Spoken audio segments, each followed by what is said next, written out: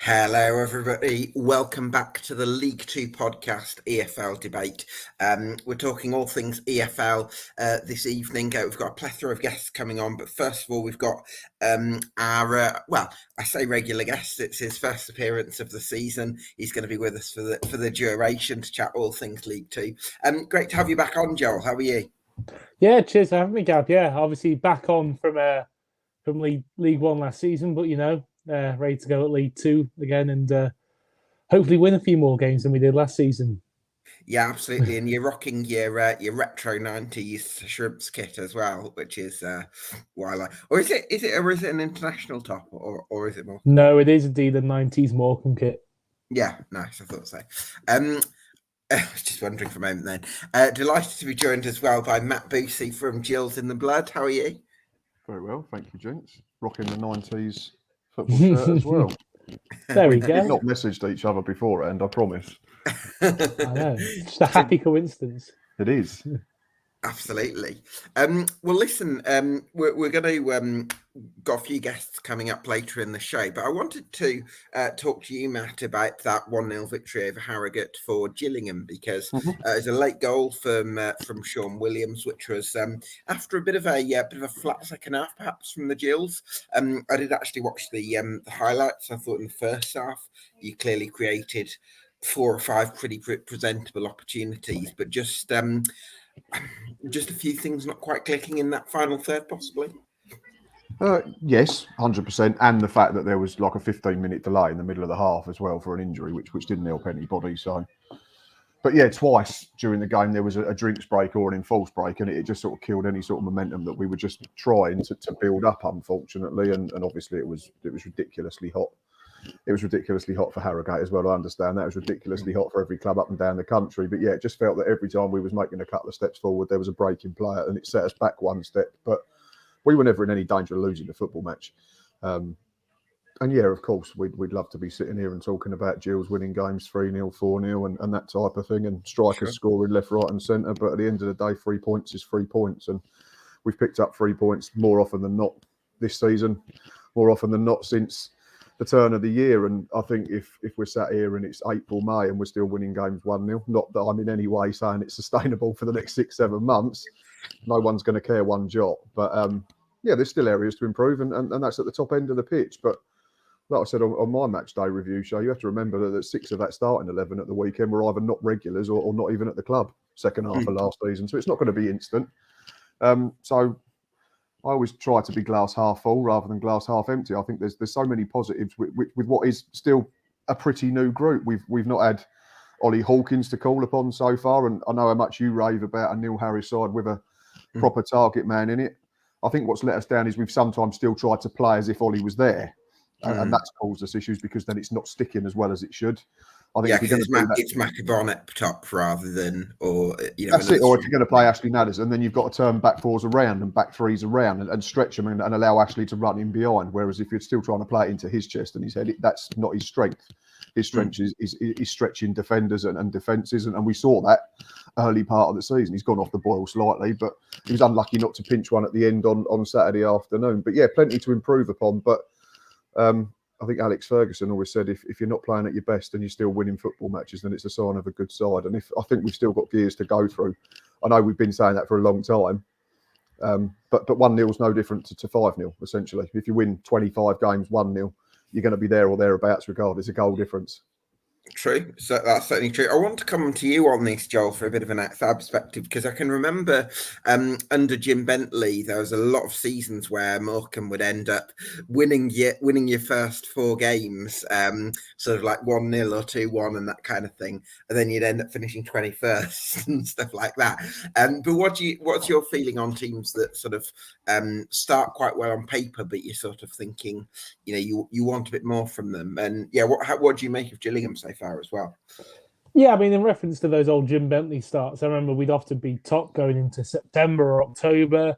And then, yeah, it'd kind of be by the end of the season, you were thinking, thank God we got those points back then. Because, I mean, regardless of what position you end up on the table, points on the board are points on the board. And you don't really care whether they come at the start, middle, or end of the season. And should everything go horribly wrong for Gillingham, which I don't think it will, and they end up in a relegation fight, then they'll thank the the points they want to start the season. Now, I think obviously looking at the personnel that the Gills have recruited in the past couple of transfer windows, you can see it being more likely that they'll kind of stay towards the top of the table. But I guess what a positive thing is, I guess Matt's kind of touched upon it already. They're getting quite a lot. Well, they're not just getting points on the board; they're getting points on the board to an extent that they're actually top already.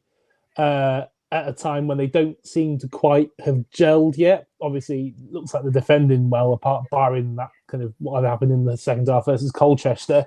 But yeah, it seems like there is the kind of basis of what they want there. It just kind of seems like the attack is maybe still coming together, but there is an abundance of talent. I don't know if it may take, Ollie Hawkins coming in and allowing that more direct play to kind of be facilitated. I don't know if that's something that has helped, but there's plenty of talent in that kind of attacking roster of players that Gillingham have got. So you'd think it would be one of those things that in time, Neil Harris will work out a solution, will work out a formula, and the players themselves as well, along with each other, will probably work something out in order to, have them performing to a bit of a higher level than they have been. But while they're still clicking and they're still able to get the amount of points that they're getting at the moment, it's probably quite a good sign.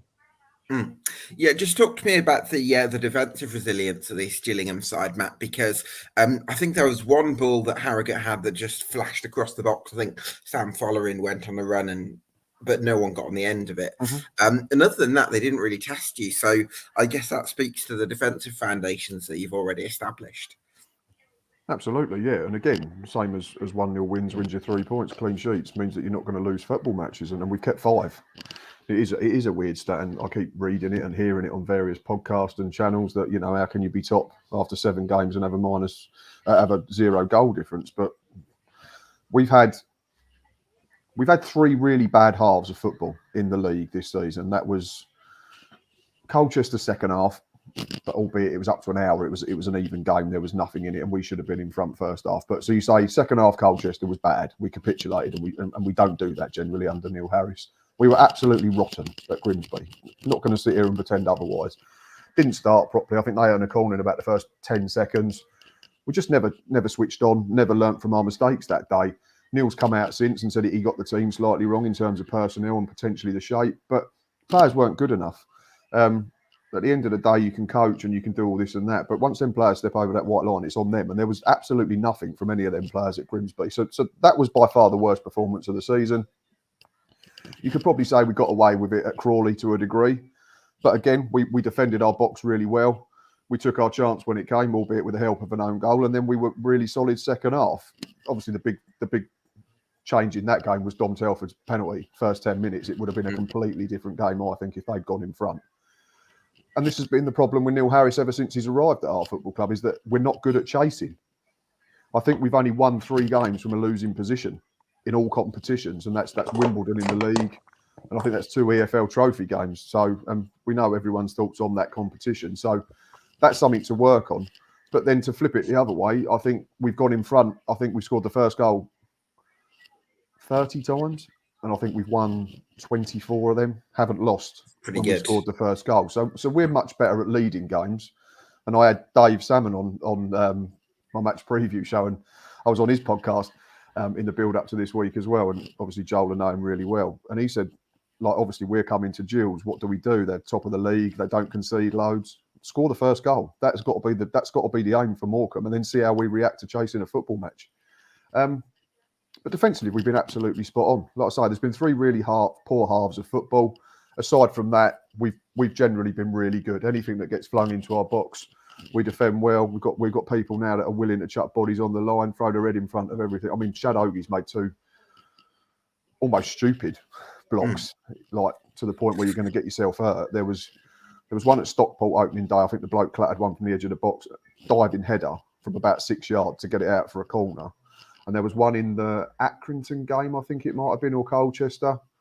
Again, point blank. And he just said, I'm taking this in the face. This is not going past me. It might catch up with him eventually when he takes one and goes down, like Sam Follering, unfortunately, did last weekend. But he's been an absolute steal. Like, Leighton Orient's centre halves must have been unbelievable last season. I've said that before, for him to not get in the side. And he offers that balance as well, being left footed, and he can play. And it was interesting last week that we went to Connor Masterson and Shad Ogie, and Maxima dropped out. So it was two that are probably slightly better using the football. Max gets a lot of stick for going direct too soon. And again, I think that's emphasised at the moment because there's no Ollie Hawkins. If Maxima goes long early doors and it hits Ollie Hawkins and then George Lapsley runs in behind and tucks it in, then Maxima's not going to get spoken about. But at the moment, where it's not sticking to a Tom Nichols or a Macaulay Bonne or an Ashley Nadazan, then it obviously comes back on Max and people say, well, why didn't you keep it? But then ironically, last week, centre-halves kept playing amongst themselves and the fans are shouting out, get it forward. Well, make your minds up. But yeah, defensively, we've been very good for 80, 90%. Well, on that, Matt, I do want to bring in Simon from Walsall Fan TV in a moment, but I've just got one last question on Gillingham, which is, I imagine if I asked you to name the top 3 players for Gillingham so far this season, Chad Ogie would be one of them, Scott Malone would be the other, or another. Who else would be in that bracket, do you reckon? Dom Jeffries was in it until he tore hamstring. Oh. And I think we've really missed him, and we've only realised how good he is at doing that job, because we've always said before he's not an orthodox winger. He's not, he's not going to hug the touchline and beat 2 or 3 players and get balls into the box on a consistent basis. But I said before, he reminds me of what Alex McDonald did so successfully in the Steve Evans side, the COVID year, where he'll hold his position out wide when we've got the ball.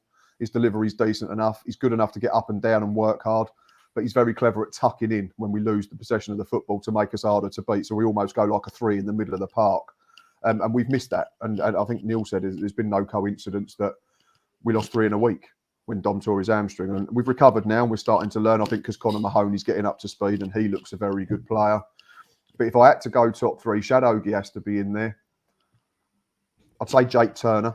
He's been absolutely spot on. Right, yeah. Not because he's had to make loads and loads of brilliant saves, but he's just really stepped up. And bearing in mind that you're replacing a keeper that was, 5 times player of the year, 6 seasons at Crawley before joining us, who was our player of the year last season, Glenn Morris. Yeah. And Jake's still young in terms of being a goalkeeper. He's only 24, 25. He's a baby in terms of goalkeeping sense.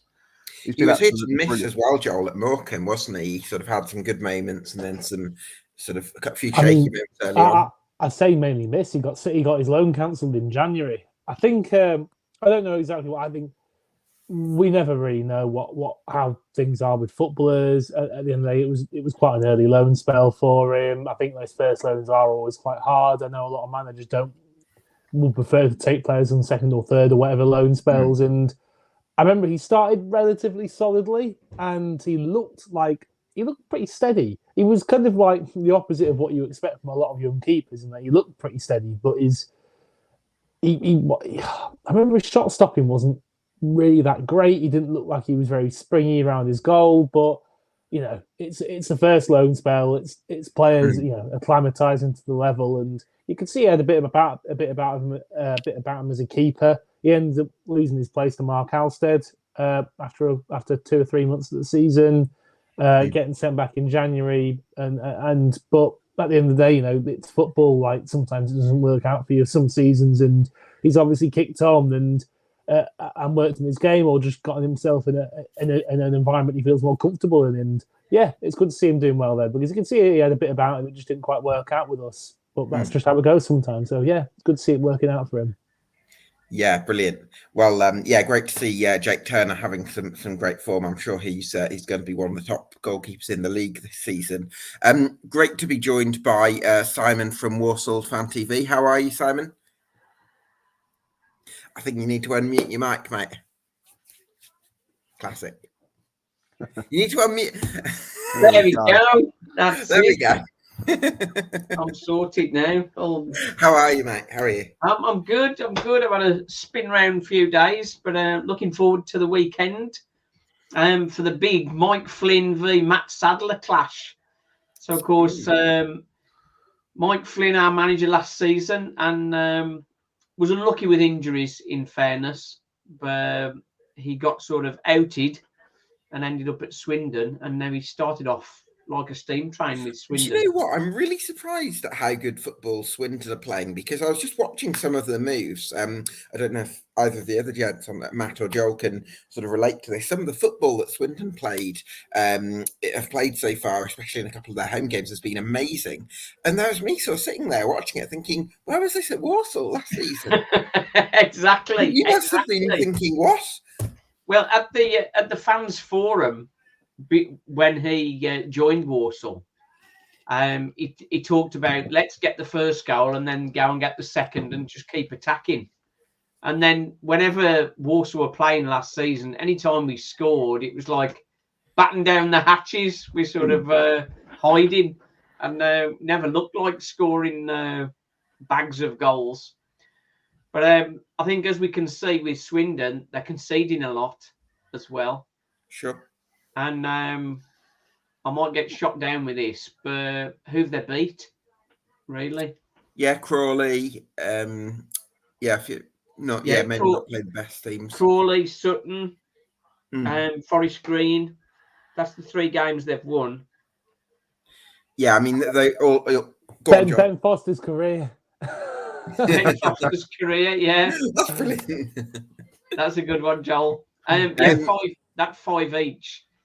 I know from Walsall's point of view, playing at Wrexham is sort of just like a pantomime day, really. Walsall lost that 4-2, but we had a bit of a purple patch where we hit the angle between cross and bar, and that would have put us level at 2-2. And the game would have been very different. And then there's an error, a goal, a very bad refereeing error, and then the momentum shifted, obviously. But obviously, Swindon 5-5. They've got plenty of goals in the team, and as I did on my preview earlier, I thought it'd be Charlie Austin doing all the all the stuff, but Jake Young. What do you know about Jake Young, Gabe? Oh, well, do you know what? I think he's really catching fire for Swindon this season, because I think he'd been at Bradford and at Forest Green in his previous clubs, but then he was kind of competing with really good strikers. So Forest Green, he was there when they had Jamil Matt and Matty Stevens as their sort of front two, and not at Walsall when they didn't do anything. And then he went to Bradford and they had Andy Cook. So I think there's probably been difficult for him. But let's get back onto Walsall then, Si, because I'm really keen to talk. It feels to me like the idea, what's been really helpful for Matt Sadler while he's a young manager adjusting to being the number one, is actually having that individual quality of Isaac Hutchinson, who decided the game against Colchester. Then the fact Freddie Draper has started on fire since joining on loan from Lincoln. It feels like those 2 players have been really crucial for you while you may be still working out your identity and Sadler's still getting his feet under the desk. There's another player that sort of surprised everyone, I think. Last time we chatted, we mentioned Oisin McEntee. And at the end of last season, they'd sort of tried him out in midfield, and I seemed to think they were going to keep him there. And you were like, no, he's a centre half. And when they interviewed him about playing in midfield, he said, "I've never played midfield before.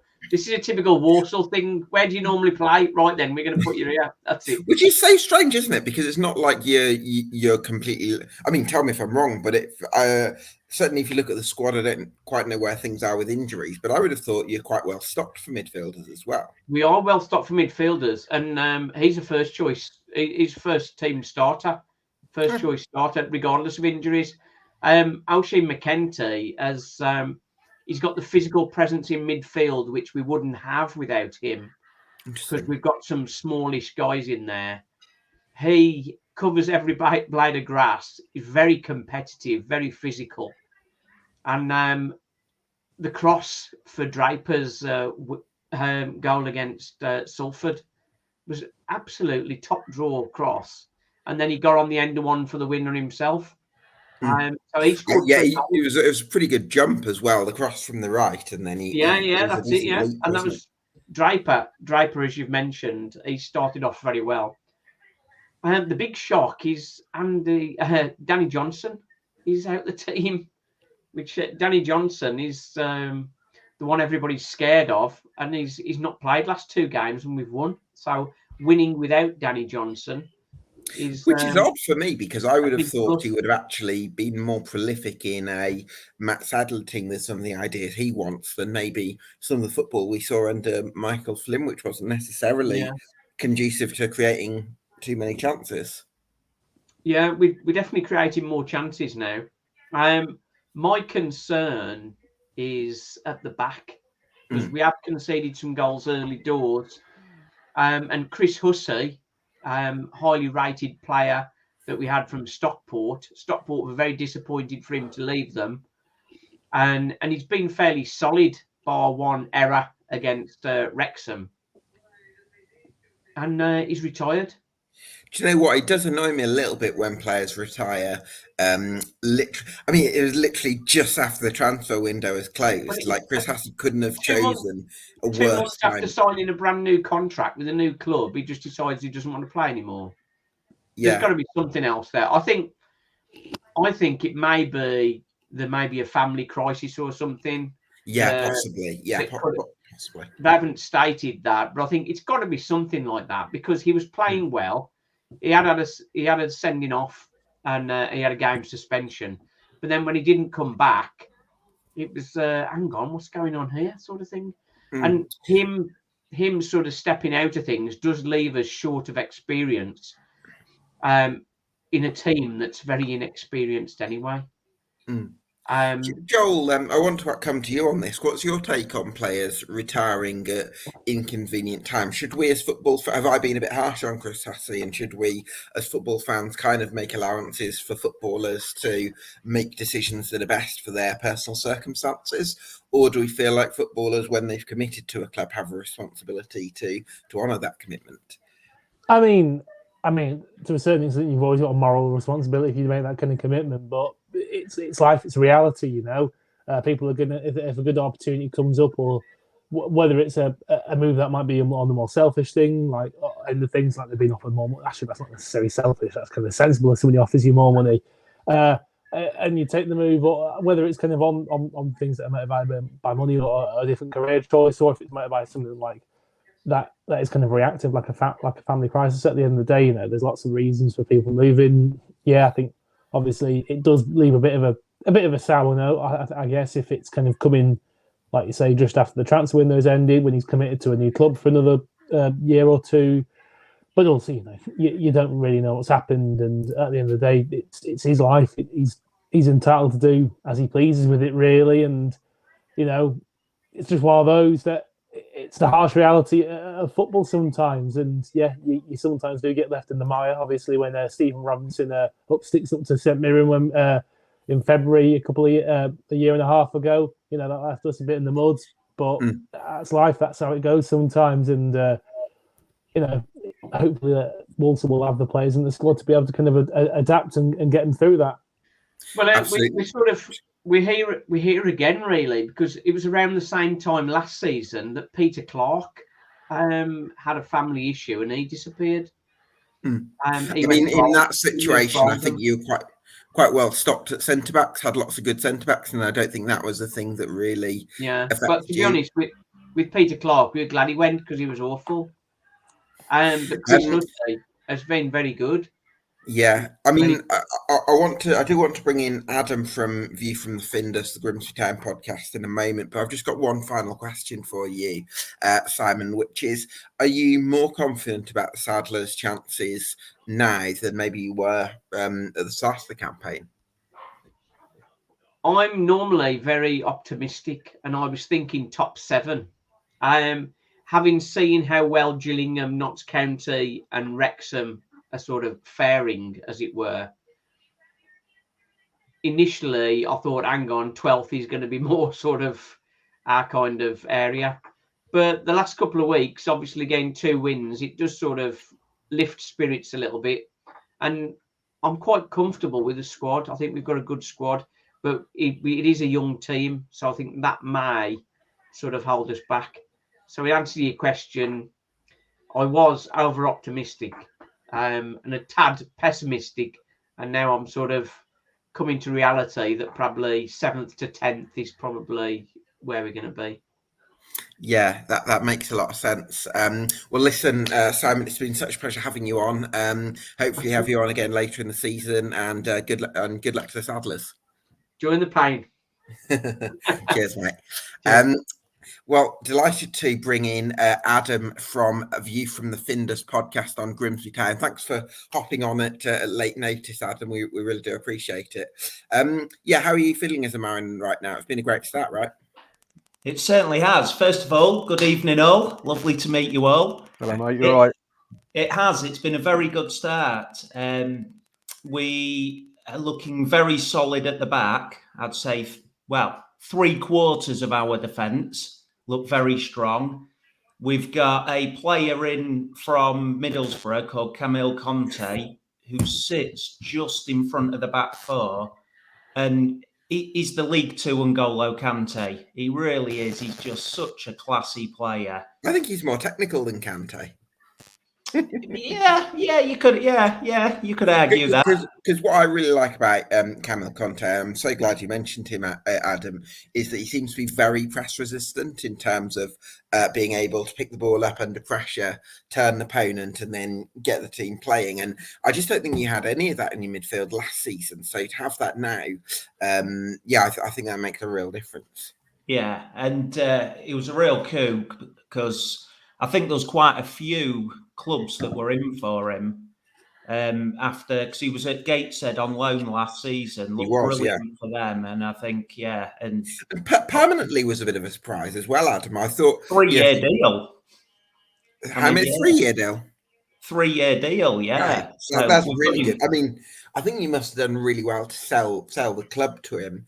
Because I think if you'd got him on loan, I think I'd have said that's a great deal. But to get him on a 3-year deal, I mean, this is a major. I mean, if he can have a great season this year, I think there's going to be clubs, possibly even championship clubs, that are sort of keen on him. So, really exciting from that point of view. Yeah, oh, definitely. I mean, it was Middlesbrough we brought him in from.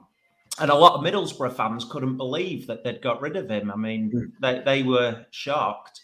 And I wouldn't be shocked, like you say, if in a year or two he isn't back championship level, a few quid in our back pocket sort of thing. So, he looks fantastic. And as I said, the back four, 3 of them look superb.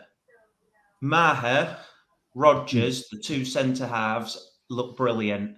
Both very comfortable on the ball, classy League Two centre backs. The right back, Toby Malarkey, he's had a brilliant start to the season, chipped in with a couple of assists. The only weakness is our left back.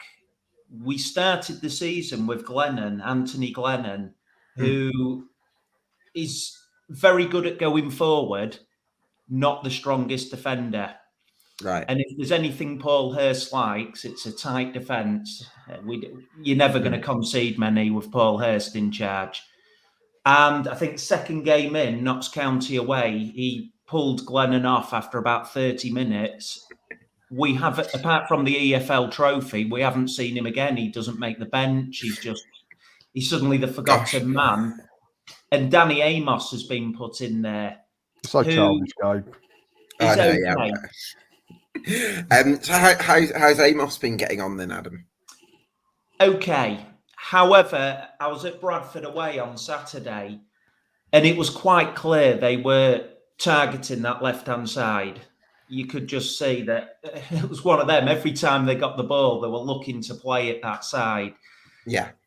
After 70 minutes in the heat, Amos actually got brought off, and we threw a Fetty on, who's a right back at left back. Apparently, Amos felt faint. I mean, I'm not surprised the amount of high balls played up to him.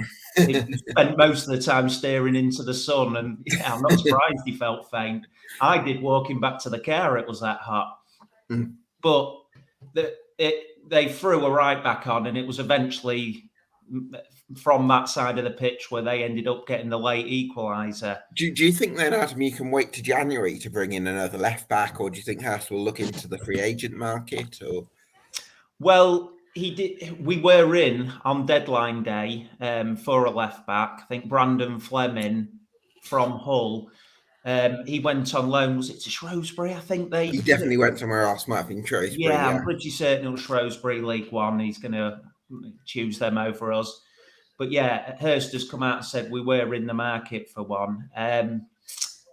It goes back to that thing. I'm sure he would like to strengthen there, but free agent, is there a left back out there? I mean, you're the expert, Gab. Is there a? Can you name a left back? You can probably hear the cogs whirring in my brain now. Nothing off the top of my head. But I do want to talk to you, Adam, about Danny Rose, because he's a very selfless centre forward. Runs all day, got a great leap on him. Talk to me about the impact that he's made on Grimsby. Tenacious is the first word that would come into my mind. He'll chase everything. He often 75 minutes in games, he looks absolutely shattered because he's one of those strikers that'll go after absolutely everything. The sort of striker we love in this country. In Spain, he wouldn't have a career. It's why are you chasing that, mate? Don't go after that. But yeah, he goes after everything, and it was against Gillingham the other day. One of our goals was scored because he closed the defender down, won a ball that a lot of strikers wouldn't have gone after, nicked it off him. We cut it back inside, and Holohan put it in. So yeah, he's made a great impact. He's not going to get you, he's no Pod Hammond. He's not going to get you 25, 30 goals. So Podreg Hammond did that for us when we were in the non-league, National League. But he brings a lot to the team. He works hard. He's going to create stuff through his hard work. Well, it's interesting you say that, Adam, because when you mentioned Paul Hurst's, you're not going to concede many in a Paul Hurst team, and I think that applies to the mentality he wants in his centre forward. So if you look at his most successful side, which was probably at Shrewsbury, he had like Carlton Morris and Stephen Payne, who got something like 8-9 goals apiece. Nothing too prolific, but they sort of set the tone, and I think that's probably what he wants with Danny Rose. Matt, I think I'm right in saying you went to Grimsby. Do you see the Mariners, from what you saw at Blundell Park, as serious contenders? Sorry, I was actually asking Matt from a Gillingham perspective. Sorry. Yeah, thanks for reminding me that I went. Cheers. It's difficult to tell because, and I mean this with no disrespect to Grimsby, but we basically just didn't turn up and gave them 3 points. I know people had spoken about Conte before in terms of being a real find and a real potential, like one of the stars of League Two this season. I didn't really notice it, but that's probably because we didn't put him under any pressure. The people that stood out for me were the 2 lads that they had wide, which was Ganua and Issa. Yeah. The king himself, Arthur Nahua. Because they spent 80% of the time in our third, it felt like. Danny Rose does what Danny Rose does. He's one of them players that does exactly what he says on the tin. And I think Adam alluded to it. He's not going to score you loads, but he'll probably get you around 10. But he'll directly or indirectly create chances for others. Like you've said, Gabe, they're going to be solid. Paul Hurst sides are always solid. You take out the Ipswich Rain. He's been very good. National League, League Two, League One for donkey's years now. I think I had them. Let me just have a quick look. So, I had them 10th in my pre-season preview. But again, we spoke about this, didn't we? I think there could be so little gaps between, I don't know, 6th, 7th, maybe down to sort of 12th, 15th, that the 10th could invariably see him finish 14th, and it could invariably see him get in the playoffs. I think it could be that tight. They've certainly had a solid start. Thoroughly deserve the points against us. But I'm not going to sit here and say that I think they're going to get in the top 3 or anything like that, because I'd like to see more of them. And I'd certainly like to see them against the side that doesn't just roll over like we did the other Saturday, unfortunately. Yeah. But no, you can only play what's in front of you at the end of the day. And they did it really well, and they thoroughly deserved the 3 points. And they've got good players, and they've got a good manager. And yeah, they'll be top half for me. No problem at all. Yeah. I must say, on the other day, I couldn't believe how poor Gillingham looked. I mean, I know you said it was an off day, but I think at that point you were top of the league. You'd won most of your games 1-0. I was expecting a real tight game and a good quality team to turn up, and yeah, you looked very average that day. We weren't even that good. Well, yeah. We was not that Hey, good. I've only just met you. I'm trying to be generous. I'm telling the truth. Yeah. We were shocking. We were really bad. I won't swear because I don't know what age demographic watches this show. But no, we were inept at best, and you thoroughly deserve the points. But like I say, I don't want to then get too carried away by Grimsby because we didn't put up any type of fight. But you've started well. Looking at your results so far, you're unlucky at the weekend to not beat Bradford. I know me and Gabe have had our views on Bradford this season and where they'll potentially be, but it's still a tough place to go. So any side that goes there and gets a point this season, I think, is doing fairly well. Yeah, you'll be fine. I think you'll definitely be top half. I think, as you've said, about 10th sounds a sensible prediction. You're not feeling a bit more bullish than that, Adam? Well, it depends if they get to the Cup semi-finals and everything again, doesn't it? Or whatever. Well, what a run that was. Quarter-final of the FA Cup. I mean, you'd expect to see that in your lifetime. Yeah, I mean, I probably should be feeling a bit more bullish. I suppose just 30-odd years of following Grimsby. It's a new era, though, Adam. You get knocked out in charge as the owner. Especially with the fact that the one defeat this season, Notts County away, I should have been at it. We was supposed to go to Rhodes pre-season, so you don't miss any of the football. Obviously, Rhodes ends up on fire, hotter than Abo Issa this season, and we had to rebook a different holiday later on to Cyprus and miss the one defeat. So I haven't seen us lose yet this season, so I should be very bullish, but even so, 10. Make sure you go to Cyprus in June next summer, I reckon. Definitely. Listen, Adam, it's been such a pleasure having you on. Great to see the Mariners looking strong this season. So all the best, and hopefully catch up with you later in the season. Wonderful. Thank you. Great to meet you all, and take care. You're legend. Cheers, mate. Delighted to welcome in Ed Bridges from the 1912 Exiles podcast of Newport County. How are you, Ed? That's my pal. Shemai, everyone all right? Yeah, I'm doing well, thanks. What is that? Is that a Welsh phrase? Yes, good evening. How we doing? All of that. Oh, very educational there. I suppose it was a disappointing defeat for Newport last time, Ed, in terms of the 4-1 loss at Crawley Town. And I suppose we saw the first sign of this high-pressing approach from Newport, which has been so effective for much of the season and delivered better results than maybe people were expecting. Do you think it was a case of, in that blazing sunshine, it was difficult to maybe make that work against a side more equipped stylistically for those kind of conditions? Yeah, I mean, we literally called the last episode of the podcast "Too Hot for a High Press" because the sun was baking, and we just came unstuck. What's weird, I think, this season is we went into it thinking, right, Graham Coughlan's got this very workman-like squad. They will do the high press, they'll run around a lot, and they will grind out results just through sheer determination, fitness, and hard work. And we may not score loads of goals, we'll probably draw loads of games, but we'll get over the line and we'll stay in the division. It's not quite worked out like that. You end up with this slightly Jekyll and Hyde Newport County team who can turn up and score 3 or 4 goals one day and concede 3 or 4 goals another day. We are never dull to watch at the moment. We've only drawn once so far this season.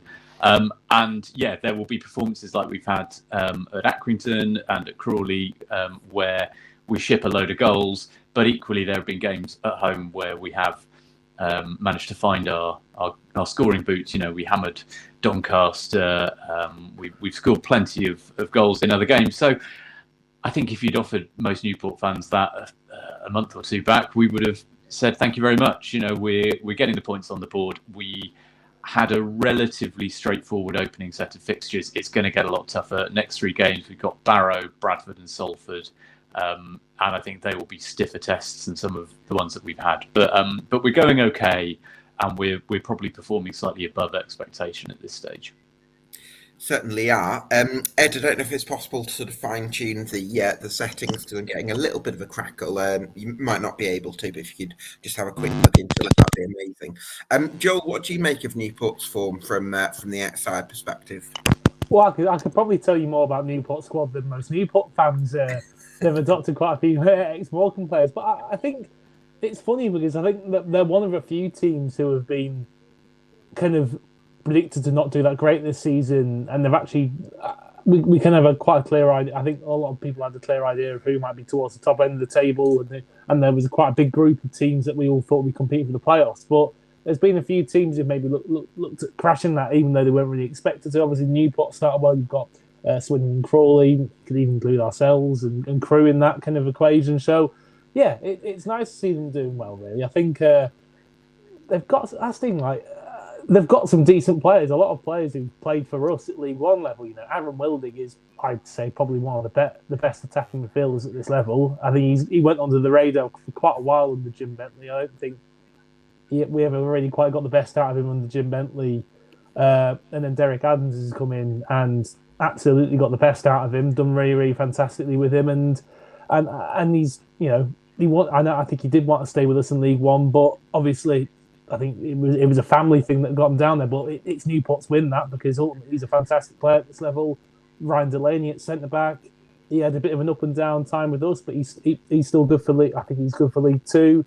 Shane McLaughlin at right wing back. Again, you know, he didn't really fit the mould of player that Derek wanted from his midfielders, but he's done good stuff with Wimbledon at right wing back in League One, and they're good players to have. And yeah, they were kind of rated quite lowly, I think, partly because there wasn't really much. I don't think there was too much faith in the strikers they had, but obviously they seem to have been turned out really well with that kind of more kind of pressing style and high energy. So yeah, it's just nice to see quite a few teams who have been predicted to kind of maybe struggle, kind of mixing up the apple cart a bit, and I think it'll make for a really interesting season. And those two that you mentioned, Joel, have been revelations. You know, Wildig had a pretty quiet first season for us. He was injury plagued, didn't quite happen for him. This season, he's been playing at the kind of front of a midfield diamond, getting forward, supporting the attack, and he has been, exceptional so far. He's creating chances, he's scoring chances that are falling his way in the box, and he looks a real threat. And Delaney has been an absolute rock. He's had the captain's armband, and he's been proper steady Eddie of a centre half, and just wins tackles, wins the ball, leads the line, so those two have been instrumental, I think, this season. Do you know what I really admire Ryan Delaney, because he's always struck me as a right battler, and he sometimes sort of dragged defence together, if that's the right term for it. Almost single-handedly at times, where there's been one or two players off his game, and he's been the one that's kind of had to set the example. That's completely not the Ryan Delaney we saw in his first season with us. He was all over. I remember he just couldn't win a ball in the air to save his life in his first season with us. He was all over the place. People were finding it really easy to skin him. I think Stephen Robinson dropped faith in him quite quickly, to be honest. But is he a Stephen Robinson defender, though, Joel? Yeah, well, Robert really wanted him. He rated him quite highly, I think, gave him a 2-year contract. He was the one who brought him into the club. But then Derek's come in, and I think it would be a good match under Derek, just because he hadn't done so well with the aerial duels and that kind of side of the game. But obviously, it kind of, I don't know if maybe there was another reason why he struggled under Stephen Robinson. Maybe some of the demands that Robbo would kind of want to put on his defenders when they use the ball. But he seemed to kind of suit a bit more of a simplified approach under Derek, and obviously Dan League Two's a level below as well. I think he was one of the first names on the team sheet at the start of the season. I think he only really kind of fell out of it because we moved to playing a back four a bit more often, and you're never going to get in ahead of Jacob Badeau really in that. So yeah, he's a good player. He can use the ball a bit. He gets in the way of stuff. He's when he's on it and he's using his height properly, he can be quite effective in the air. So it's nice to see him settling down there and doing quite well, because he has some up and down times with us. So it's good to see him doing well and cracking on. And maybe I do wonder as well. I don't know if maybe the leadership role is something that's kind of pushed him to a higher level as well. Yeah, there is a bit of that. And I mean, the other thing to say, and I'll just make the point kind of briefly, Okay. but it's been really interesting for me the way that Graham Coughlin, because as a former defender himself and clearly as someone who is well respected as a coach, defenders come in thinking they will learn from him, and they really seem to benefit from his coaching. And that, Delaney's a good example of that. But the ones who've really demonstrated it to me are Adam Lewis and Matt Baker, both of whom played under him last season on loan, and both of them chose to come back to Newport, even though both of them, I think, had interests from a higher level. They decided their interests were best served in terms of their development by coming back to Newport, playing regular football under a manager who would help them progress. And I think that speaks volumes about the state of the squad, which I suspect is quite a happy one, and also the faith that the players have in Graham Coughlin. Yeah, that makes a lot of sense. What are the areas Newport are going to have to make sure they try and improve in to sort of solidify this position they find themselves in now, then, Ed? I think probably up front is still the area where we're only a couple of injuries away from being in real trouble. So we relied heavily last year on Omar Bogle for goals. This year, Will Evans has stepped up. Those two, I think, look like a really good pairing. Behind that, it starts to get a bit weaker. We've got Seb Palmer Holden on loan from Bristol City, who looks really good, but is out injured. We've got Afrandi Zanzala, who is halfway decent, but is out injured, both of them for quite a long time. You've got Ollie Thomas, though, on loan from Bristol City. I thought did he come off the bench in the last game? I thought he looks really lively. He's basically a kind of a junior version of Seb Palmer Holden. He's, a big, like for an 18-year-old kid, he's physically massive and very, very quick and, good with the ball at his feet. But he's an 18-year-old kid. So, sure. Bristol City have clearly helped us out and said, right, one of our strikers who you've got on loan is injured. We'll send you another one who does the same sort of job. And he is good, but, you can't expect too much from him. And again, there's other people we've got like Kiban Rai, academy prospect, who's is a good prospect, but you're expecting a lot of 18, 19-year-old kids. So up front, I think, is probably the area where if Bogle or Evans were to get injured for a long period, then I think Newport fans would be worrying about where the goals will come from. But having said that, both of them at the moment look all right. Yeah, how's the lad that signed from Penny Bont in the summer? His name was on the tip of my tongue, and it's Nathan Wood. Nathan Wood, yeah.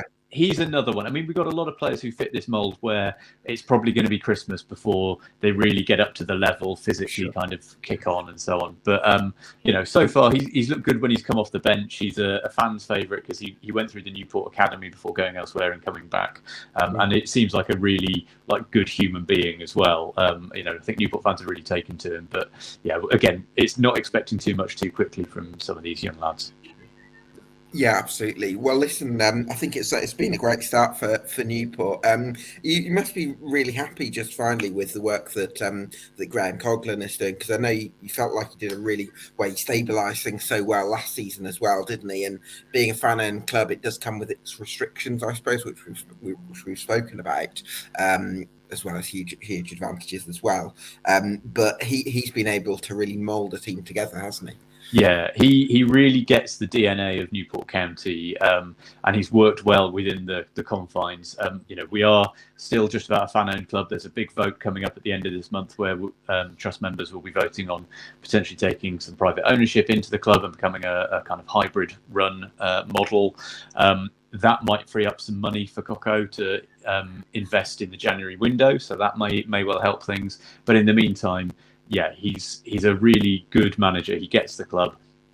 At the back end of last season, I think a lot of us were thinking, this is good. We're getting the points. We'll stay up. I'm not sure whether I can really bear a full season of watching this because it wasn't always entertaining.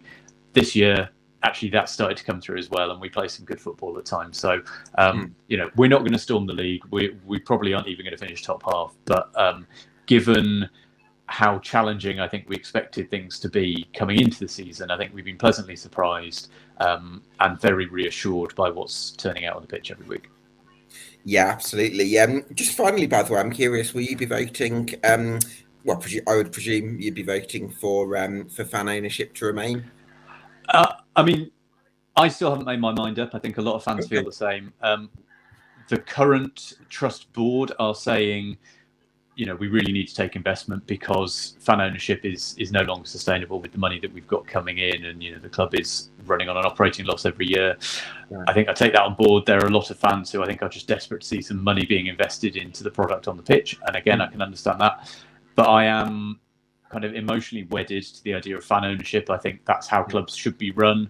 I'm open to the idea. I want to hear what the offer for the club consists of. What's the vision from the guys who are coming in? What's the long-term plan to make us sustainable, to build crowds, and all the rest of it. So I'm open to arguments, I think, and we will be doing a podcast with a kind of deep dive into some of the issues at stake over the coming weeks. So I think the vote is around the 28th. So we are in the process of teasing some of these issues out and working out where we stand.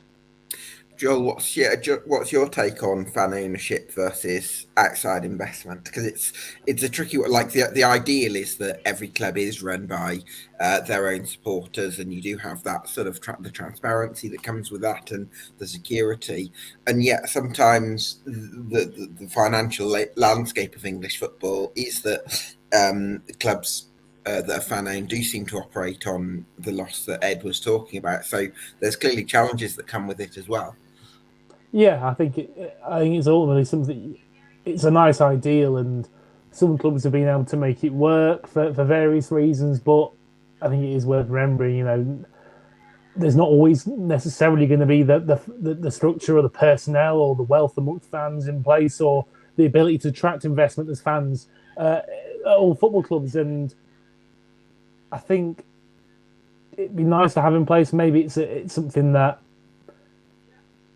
if you look at the kind of the way that money is distributed throughout the pyramid, if it was a bit better distributed, maybe it would be a bit more of a realistic option. But obviously, in the kind of world that we live in at the moment, it's not always an entirely realistic option. I know it gets with Morecambe, the idea gets bandied around quite a lot of some kind of takeover from fans. But at the end of the day, unless somebody's got a £1 million or two lying around, it's not going to happen.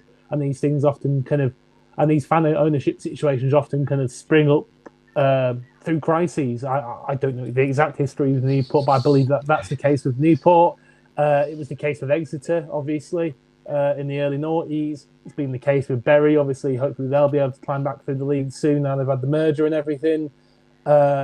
So it's a tricky one, really, because you don't really see it very often. And when you do see it, it's because a club has been brought to its knees and the fans have either kind of done a Phoenix Club thing or been able to take over the club at a very, very, very, very reduced price. And I think it's something that's hard to implement. And once you implement, obviously, as Newport, I find at the moment, it's really, really hard to sustain where you attract investment from, because there's only so much that you kind of, the money you make from your operations can kind of sustain you. And then there's footballing things that can be up and down. There's cup runs, there's selling players, and that's great, but that's not always consistent. And you sometimes do need that outside investment now, whether that's done through another company taking a large stake in the club, or some kind of or whether it's done through the fans maintaining that controlling stake and pitching to investors and kind of doing it that way. But it's something that is quite hard to do, I think. And maybe like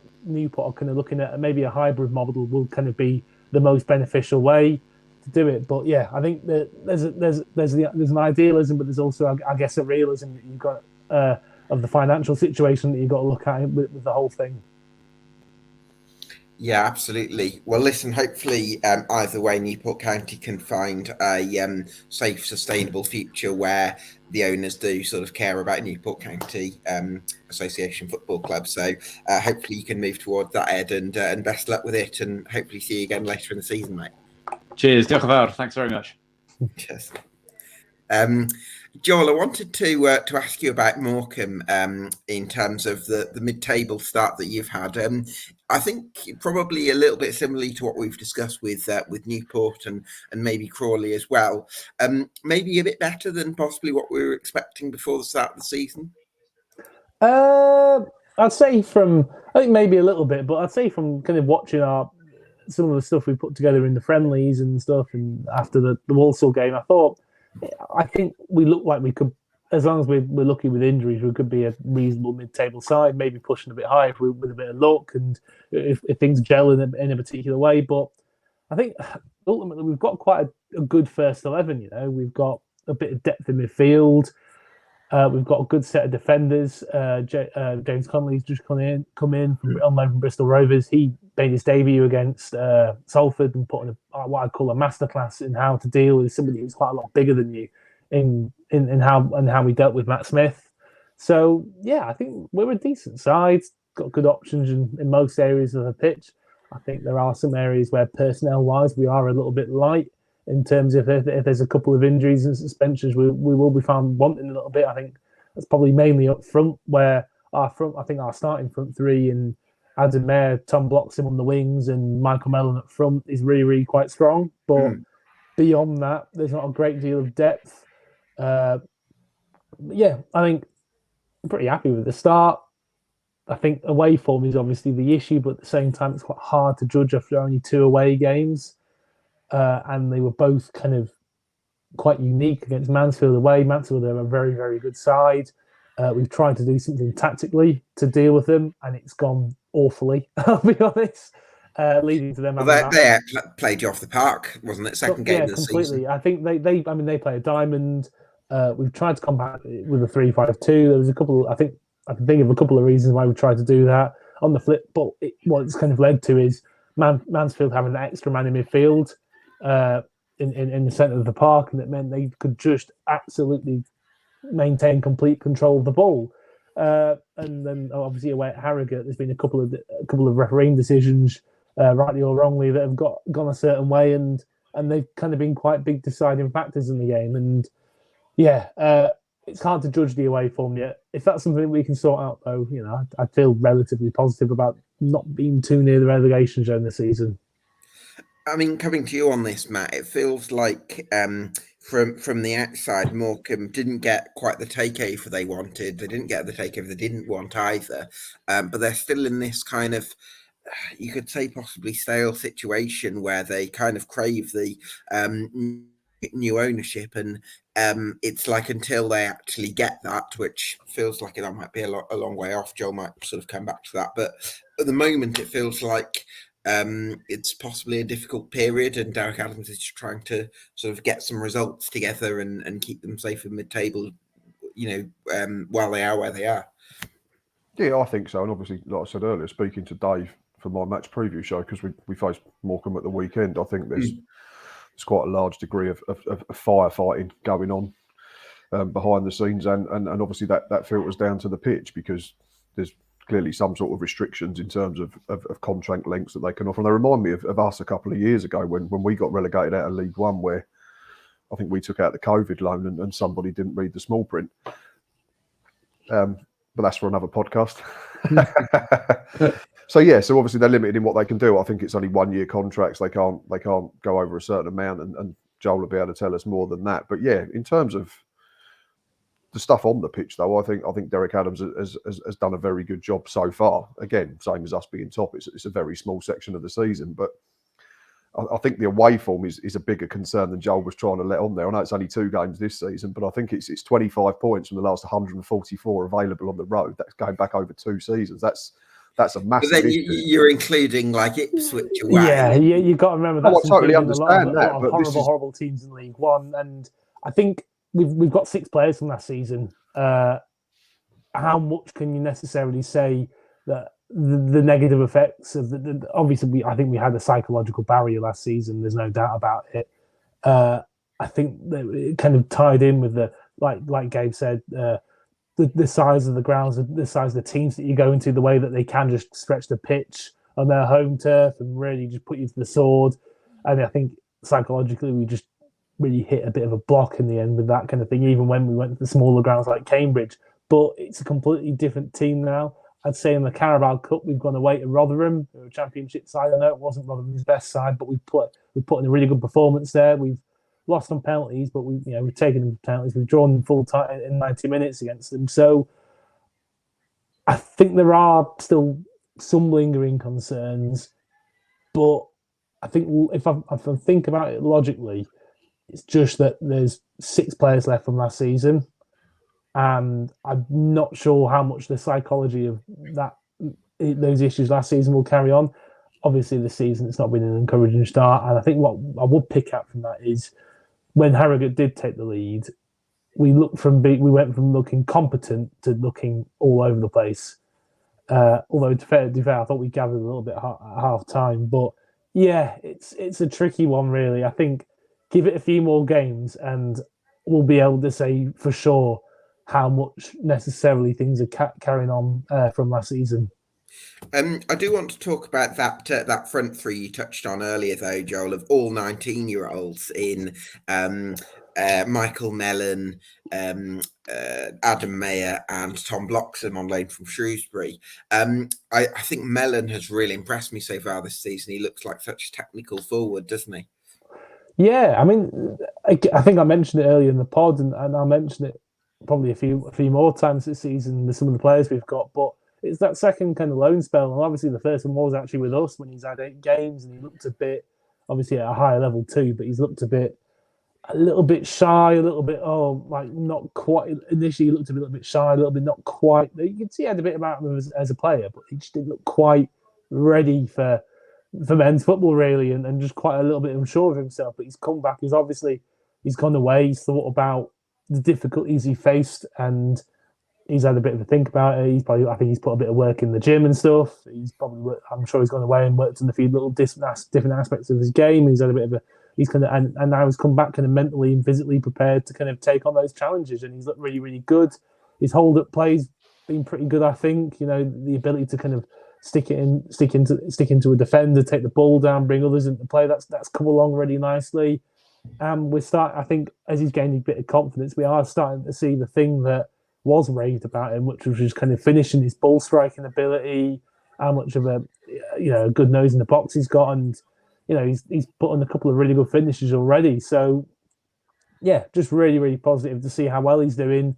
At the end of the day, he's 19, along with the rest of our front line. There's going to be moments where the naivety at that age may work against them. At the same time, Derek said a few times how nice it is. They run, they take on information, they work hard. They're looking to learn, and they've not got. I think he kind of alludes to is the fact that they've not got the hang-ups that some of the older players, some more experienced players might have from their own experiences, and they'll just kind of, they'll listen to him and they'll carry out his instructions pretty accurately from what I can tell from what his interviews are like. So yeah, I'm happy with them all. I mean, obviously the 19, they'll have moments, but yeah, I'm happy. Sure. I mean, I want to, if you've got another 10 minutes, gents, I want to have a quick league-wise chat and look, Matt, at the front, the front three. I'm still on Morecambe's front three there on my mind, I guess. The top three of Gillingham, Notts County, and Mansfield. I think certainly Notts County and Mansfield have put great cases together to suggest they can last the course. From my point of view, I want to see a little bit more from Gillingham to be convinced. And then I think you go to sides like Wrexham, who might be able to find a bit of momentum at some stage. They're now up to 7th, and Swindon, who have been so free scoring, they've scored 20 goals. How do you assess the sort of promotion race at this early stage? Early. It is early, yeah, I know. Yeah, it's a tricky one. I think walking to the ground Saturday, and we was talking about the 2 defeats that had, preceded the 5 wins or whatever it was, or the 4 wins in the league before then, and we said that our first 4 games didn't mean we were going to win the league, but defeats at Colchester and Grimsby didn't mean that we can't win the league, and I think that applies to lots of teams at the moment. Wrexham, if you look at them just climbing into the playoff places, they've got Paul Mullin back. They've just signed Stephen Fletcher. They're not going to have problems scoring goals. It's whether they can sort out the other end. And we spoke about this on previous episodes. Similar to Swindon, I'd say you can probably put them in the same bracket at the moment. Well, Wrexham have just loaned in Arthur Okonkwo. I think they did it on deadline day.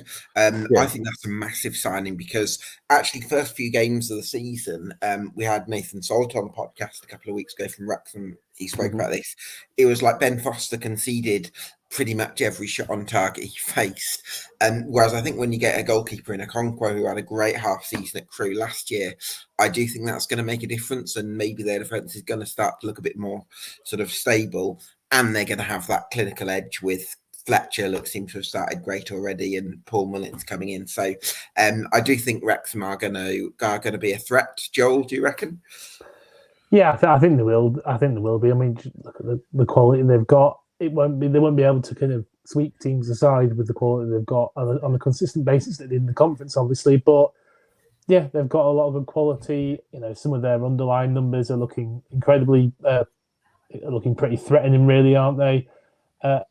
Again, I think a lot of the goals conceded probably does come down to maybe something of a goalkeeping issue, really. Obviously, with Ben Foster, and I mean, in fairness to him, he's spoken, and you know the way he's spoken about it, obviously quite publicly afterwards, just not being able to kind of get to the shots. I don't think any of them were massive howlers, but you know, just flimsy. Everything's going in, every half decent shot's going in, and then yeah, I think they'll come together. Whether they'll kind of I think they probably will continue to be a bit of a high-scoring team that concedes a few as well. But yeah, getting that goalkeeper strength in is probably going to be quite an important thing coming the end of the season.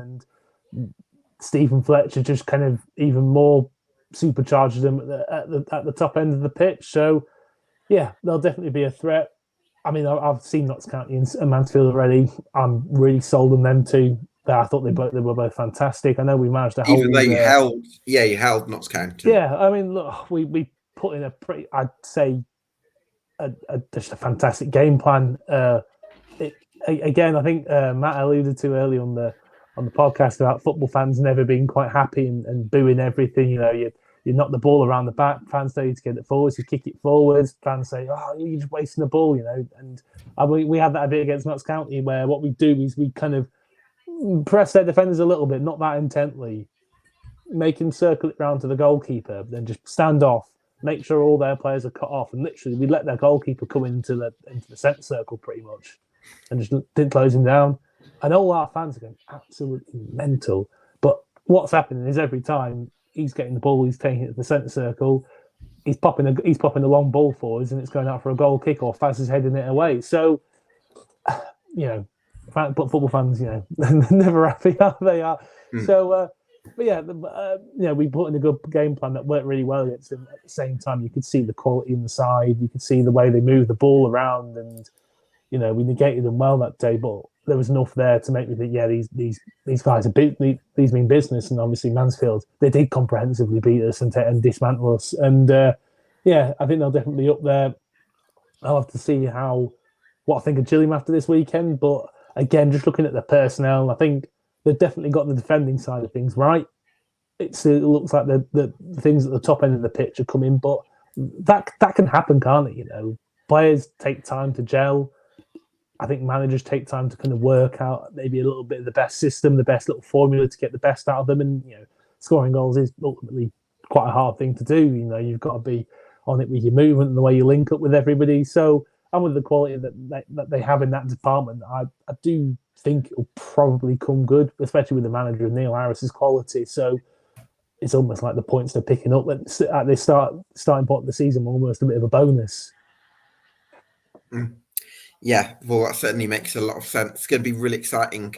Who did you have, by the way, before the season, Joel, for your top three? I don't know, you might not be able to remember. Did you have Wrexham in there, or...? I didn't really have a 1 to 24 because I'm rubbish at them. They stress me out. But I remember I was pretty bullish about Notts County being top. Yeah. I've not had a great deal to swing me away from that, although Mansfield did massively impress me. Yeah, Mansfield looked great. I think Wrexham wouldn't surprise me if they miss. I think they'll probably get the playoffs at least. Wouldn't surprise me if they missed out on top three, just because Notts County, in comparison to the team that they came up with, just looked the more complete side. Obviously, Stockport have had a bit of a poor start to the season, but you know they've created quite a lot. And I'm just looking at the underlying numbers now. The underlying numbers do look pretty good.